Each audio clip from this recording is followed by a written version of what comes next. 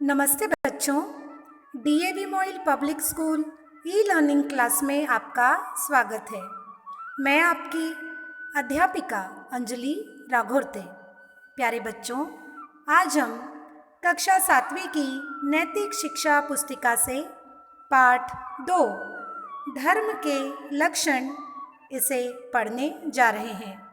आशा करती हूँ कि आज के पाठ का श्रवण आप एकाग्रता से करेंगे। प्यारे बच्चों, अक्सर हमने लोगों को लड़ते झगड़ते देखा है धर्म के नाम पर। लेकिन धर्म क्या है, क्या आप जानते हैं? आइए मैं आपको बता दूं कि धर्म क्या है, धर्म किसे कहते हैं, इसके लक्षण कौन से हैं। करें ना शुरू हम लोग। मैं पढ़ती हूँ, आप ध्यान दीजिएगा। बच्चों, सामान्यतः हिंदू मुस्लिम सिख ईसाई यही धर्म है, इसे सबने समझ लिया है। लेकिन क्या यह वास्तव में सही है? नहीं ना। हिंदू का अर्थ है एक देश विशेष, भारत में रहने वाला, वहाँ की संस्कृति को मानने वाला। और जो सिख, बौद्ध, जैन, ये जो पंथ है ना, ये उसी संस्कृति के अंतर्गत आते हैं। इन्हें मत या पंथ कहा जाता है, ये धर्म नहीं है। इस्लाम और ईसाईयत विदेशी संस्कृतियों से प्रभावित मजहब है। अब कोई व्यक्ति हिंदू, मुस्लिम या ईसाई होते हुए भी धार्मिक हो सकता है और अधार्मिक भी हो सकता है। अब आप कहेंगे कि धार्मिक का अर्थ क्या है, अधार्मिक का अर्थ क्या है? तो बच्चों, धार्मिक का अर्थ वह है जो ईमानदार हो, और अधार्मिक का अर्थ है जो कि बेईमान हो। धार्मिकता ईमानदारी को कहते हैं और अधार्मिकता बेईमानी को कहते हैं। आपको हमेशा धार्मिक ही बने रहना है, ईमानदार बने रहना है। जिस प्रकार देश एक है लेकिन उसके अंतर्गत रहने वाले प्रदेश अनेक हैं, उसी प्रकार मानव का धर्म भी एक है लेकिन विचारधाराएं अनेक हैं। धर्म मानव के अंतर्गत रहने वाले गुणों का नाम है, जिसके बलबूते वह अपनी उन्नति करता है। मनुष्य के अंदर कई प्रकार के मानवीय गुण हैं, जैसे कि ईमानदारी, सदाचार, और जो भी इसे ग्रहण करता है वह धार्मिक होता है। हर मनुष्य धार्मिक हो सकता है, बशर्ते कि वह ईमानदार हो।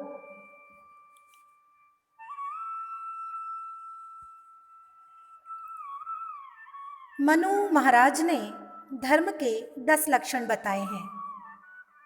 नीचे जो संस्कृत का श्लोक है, इसके अंतर्गत वे सभी 10 लक्षण हैं जो कि आपको अपने अंदर अवतरित करने हैं। धृति, क्षमा, दमोस्तेय, शौच, मिनेन्द्रिय निग्रह, धीर विद्या, सत्यम, क्रोधो, दशकम धर्म लक्षणम।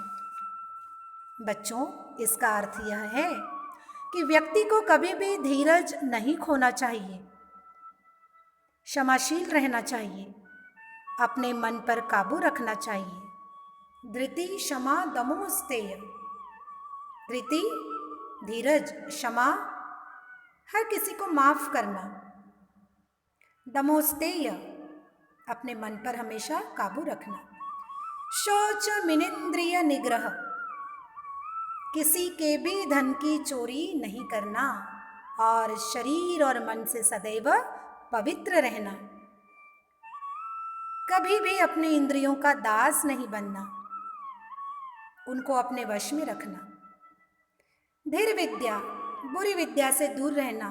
सत्यम, क्रोधो, सत्य का पालन करना और कभी किसी पर क्रोध नहीं करना।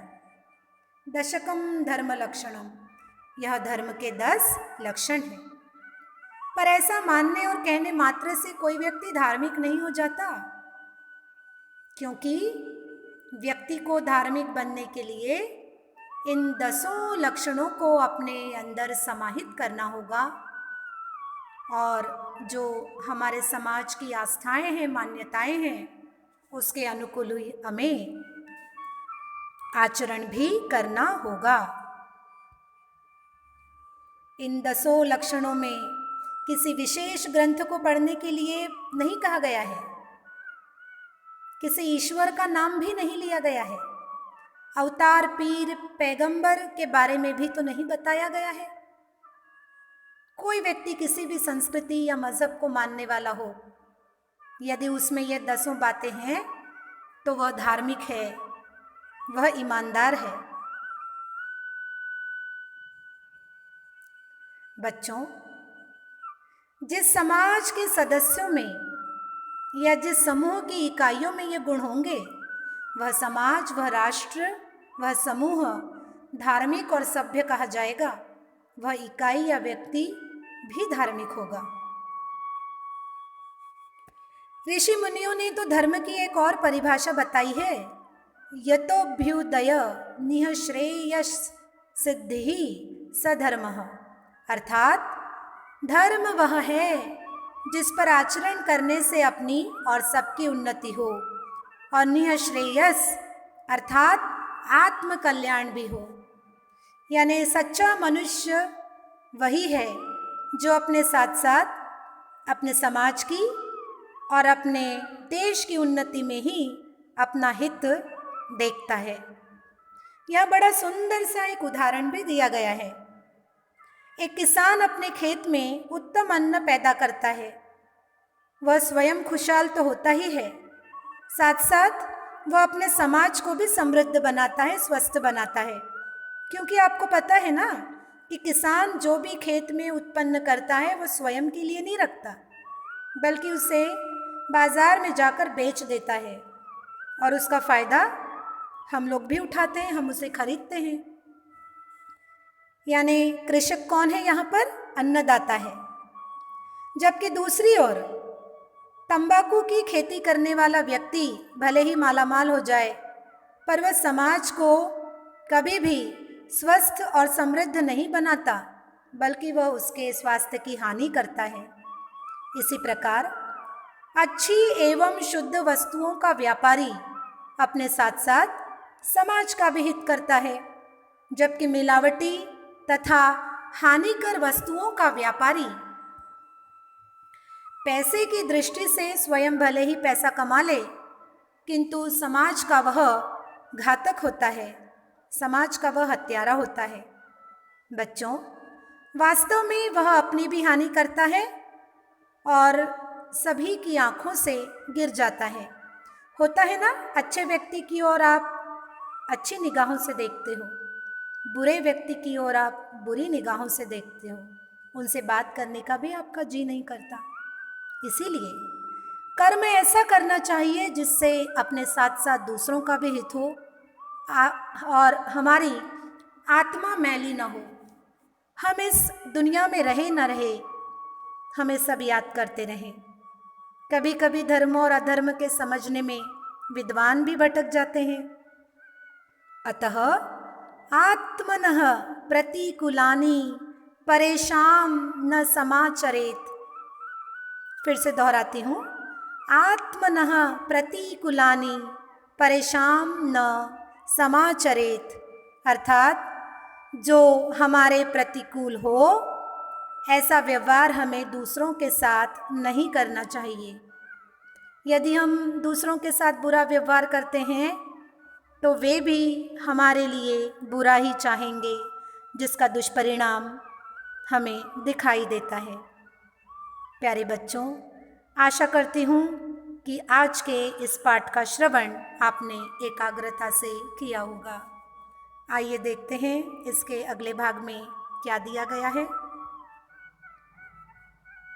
यहाँ पर आपके लिए है अभ्यास के लिए कुछ प्रश्न। पाठ के आधार पर निम्नलिखित वचनों के अर्थ लिखिए। धृति, क्षमा, दमोस्तेय, शौच, इंद्रिय निग्रह, धीरविद्या, सत्यम, अक्रोध। बच्चों, जल्दी से इस प्रश्न को आप अपनी कॉपी में हल कर लीजिए। हम फिर मिलेंगे अगली कक्षा में नैतिक शिक्षा के नए पाठ के साथ। तब तक के लिए धन्यवाद।